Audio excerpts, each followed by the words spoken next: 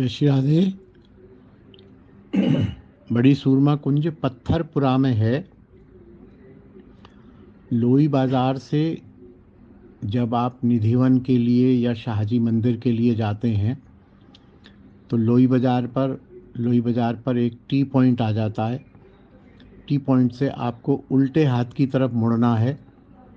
उल्टे हाथ की तरफ मुड़ के और 10-12 कदम पर ही सीधे हाथ को एक रोड गया हुआ है, उसको पत्थरपुरा बोलते हैं। वहाँ पुराना तांगा स्टैंड था, वहाँ सीधे हाथ को जाना है। निधिवन से पहले ही पड़ जाएगा। लोई बाज़ार से आप जाएंगे, लोई बाज़ार ख़त्म हुआ, टी पॉइंट आया, उल्टे हाथ को मुड़ गए। उल्टे हाथ को मुड़ के 10 कदम 15 कदम चलेंगे, सीधे हाथ को एक टर्न है, सीधे हाथ को चले गए। सीधे हाथ को जाने पर आगे जाके मेरे ख्याल से 15-20-25 कदम आगे जाने पर उल्टे हाथ को फिर एक छोटी गली है, वहाँ बड़ी सूरमा कुंज है। बगल बगल में है, एक सूरमा कुंज, एक बड़ी सूरमा कुंज। वहाँ अपने विष्णु पंडित जी की भी कोठी है। विष्णु पंडित जी की कोठी भी मशहूर है और बड़ी सूरमा कुंज भी मशहूर है। किसी भी रिक्शे वाले से या लोकल से आप पूछेंगे, बड़े सहज में आप वहाँ पहुँच जाएंगे। छोटी सी एक ऐसे कुटिया सी आश्रम सा है, छोटा सा। 12-1 बजे तक तो बाबा मेरे अनुमान से भजन में रहते हैं। 12 बजे 12:30 बजे प्राय वहाँ प्रतिदिन साधु सेवा सी होती रहती है, क्योंकि कोई ना कोई उत्सव, बाबा को उत्सव मनाने का बड़ा आग्रह रहता है, तो कोई ना कोई उत्सव चलता रहता है। कोई भी 12-12:30 बजे आए, प्रसाद उसको सादर मिलता है। आप प्रसाद भी पा सकते हैं, कोई संकोच नहीं है। या तो उसी समय 12-12:30-1 बजे बाबा वहीं प्रसाद पवाते में थोड़ी देर आप धैर्य करेंगे तो अंत में आपसे मिल जाएंगे। साधारण से बाबा आपको वहाँ डोलते हुए, सेवा करते हुए, जय बुलवाते हुए दिख जाएंगे। या फिर शायद वो विश्राम करते हैं थोड़ा बहुत, कि नहीं करते हैं, भजन करते हैं। 4:30-5 बजे वहाँ वो कथा करते हैं वहीं, तो 4:30-5 से 1 घंटा कथा करते हैं। फिर वो 6 बजे करीब ठाकुर जी की आरती वगैरह होती है, तो शाम को 6, 6:30, 7 बजे, 8 बजे तक मिल जाते हैं। तो आप अपनी अनुकूलता देखकर बाबा के दर्शन कर सकते हैं। और बाबा बहुत सात्विक हैं, धन नहीं लेते हैं। बाबा के पैर छूने की कोशिश ना करें, और ले भी जाना हो तो ठाकुर जी के लिए माला ले जाएं। कुछ भेंट आदि आपने चढ़ानी हो तो ठाकुर जी का वहाँ मंदिर है, मंदिर में ही रख दें। बाबा को दे के अपराध ना करें, शर्मिंदा ना करें, बाबा स्वीकार नहीं करते हैं। ठाकुर में ही कोई भेंट रखनी हो तो रख दें, नहीं तो कोई भी आवश्यक नहीं है। और कोई राजसिक उपहार वगैरह लेकर ना जाएं, माला ले जाएं, पुष्प माला ले जाएं, जो पुष्प माला ठाकुर जी को चढ़ जाएगी। इस प्रकार से आप उनसे मिल सकते हैं, कहीं जाते आते नहीं हैं। समय अनुकूलता है, एक बार को नहीं भी मिलेंगे तो कोई बात नहीं, वहाँ बैठिए, देखिए, दर्शन कीजिए, वहाँ समय लेके आ जाइए, फिर दूसरे दिन चले जाइए, लेकिन मिल जाएंगे। सहज है, कोई परेशानी वाली बात बिल्कुल भी नहीं होनी है।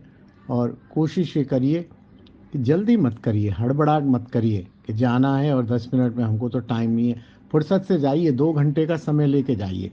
बाबा के साथ बैठिए, सत्संग करिए, प्रश्नोत्तर करिए, बाबा के भजन के अनुभव पूछिए।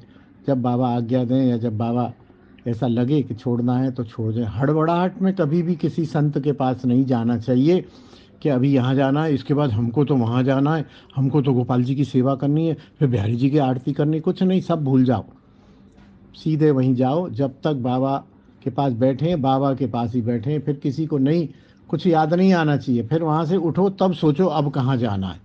ये भी बाबा, ये भी संतों के पास जाने का एक एक मर्यादा है।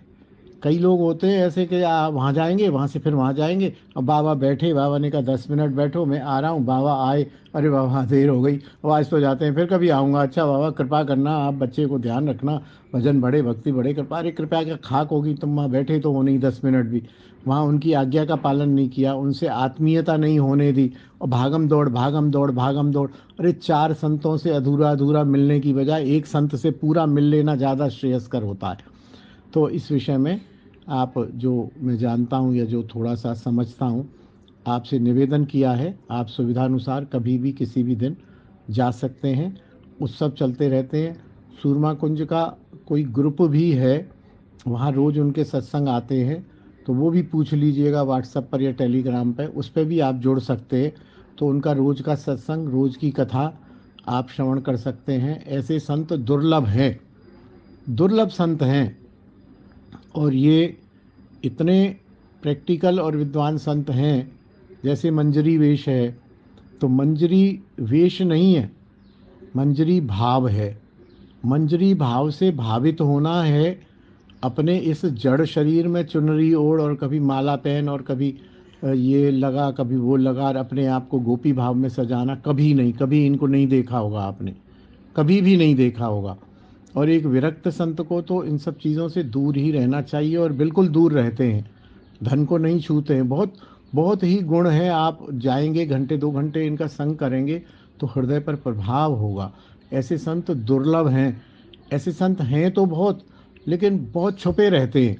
वो पूरी तरह से आत्म कल्याण में लगे रहते हैं।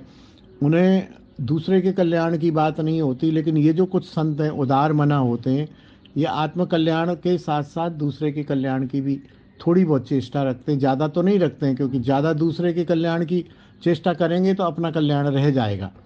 तो अपने कल्याण से ही दूसरे का कल्याण होता है, दूसरे के कल्याण करने से दूसरे का कल्याण नहीं होता है। तो ये बहुत अच्छे संत हैं। आपके मन में बहुत अच्छी प्रेरणा हुई है। कोई भी जब भी आप आएँ तो पत्थरपुरा बड़ी सूरमा कुंज जाएं। फालतू की बात ना करें, वहाँ रजोगुण ना फैलाएं। वहाँ अपने बच्चे बच्चियों की, नौकरी की, शादी की, कलेश की, पति की पत्नी की बात ना करें कभी भी। अध्यात्म की बात करें, ठाकुर जी का दर्शन करें, प्रणाम करें, थोड़ी देर बैठें, वहाँ बैठ के जप करें, बाबा के दर्शन करें और चुपचाप चले आए। वहाँ रजोगुण ना फैलाएं, भीड़ ना फैलाएं, और वहाँ पर कोई भी उल्टी सीधी हरकत ना करें। आधे अधूरे वस्त्र पहन कर ना जाएं।